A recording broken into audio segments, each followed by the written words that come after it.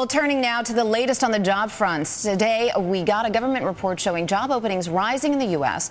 for the first time in 3 months. That was back in October. And our next guest says, look out for more encouraging hiring news. Staffing firm Manpower released its employment outlook survey for the first quarter of 2011. It forecasts the biggest pickup in hiring in 3 years. Well, joining us now is Manpower CEO Joerres from the company's headquarters in Milwaukee. Jeff, good to see you today. Nice to be here. Well, the global outlook looks positive for the first 3 months of next year. Just how positive is this survey? Well, I mean, you've got to take it with the position of where we are right now. And I don't want to take anything away from the fact that this is the best that we've seen in 3 years when you go back to that first quarter numbers. And it's really showing that over the last period of time, which has been just so painful to see a slow growth, it actually seems like we've got a little bit more confidence, not super robust, but a little bit more confidence in employers in the U.S. saying, you know what, when I look forward, I think I've kind of tapped out with what I've got. I've pressed my employees as hard as I can, and I'm going to need to be hiring in a little bit more robust fashion than I have before. You know, I think when you look at this is a global survey, Jeff, obviously. Give us a regional breakdown of the strongest and the weakest hiring plans, because no longer is sort of the U.S. the center of the world.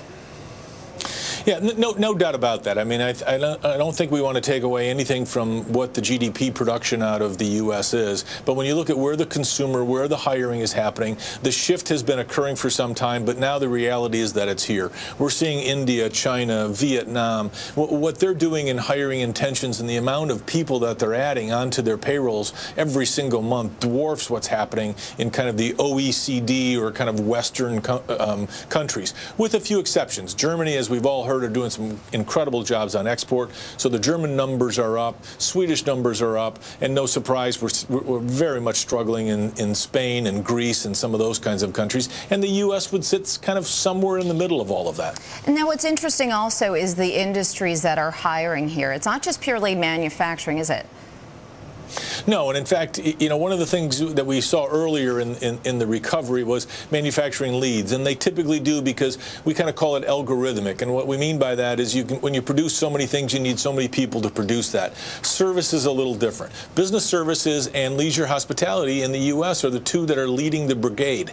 Now, the challenge with that is that the jobs are available, but you're not quite seeing the same level of entry-level jobs in those industries as you would in durable or non-durable manufacturing, which is still doing well, better than the first quarter of last year, but not as well as some of the service-based industries. Interesting. So need for more educated staffing, I guess, in the service industry overall. Let's talk about what's happening here at home in the U.S. In the release this morning, you say that this is the quote, the most optimistic first quarter hiring sentiment in 3 years in the U.S. Yet everyone's been talking about Federal Reserve Chairman Ben Bernanke's appearance on 60 Minutes. You know, here's a quote from that appearance. He said, "At the rate we're going, it could be 4 or 5 years before we move back to a more normal unemployment rate." So what did you find in this survey? Well, a lot of it is what you're doing is you're comparing from where am I right now. So the survey is very simple, and it's been very predictive in the last 40 years. Am I going to increase or decrease my hiring and my hiring intention?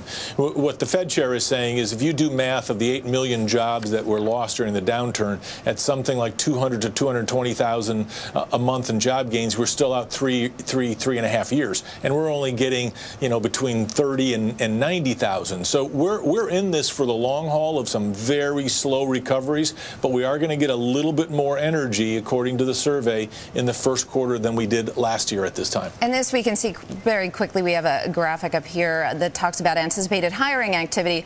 Looks like Midwest and South are the strongest regions in terms of an anticipated increase in hirings. And this is yes, and this, Jeff, is year over year. That's correct. It's year over year. We'll also do a month-to-month or I'm sorry, a quarter-to-quarter comparison. But what you're looking at is year over year. And no doubt the South has a little bit better on the manufacturing side, and they're also recovering a little bit stronger on the banking and the finance side and some of the professional services side. Midwest is really being pushed along right now by some of the manufacturing, which is still improving. It's just not as great as some of those other industries.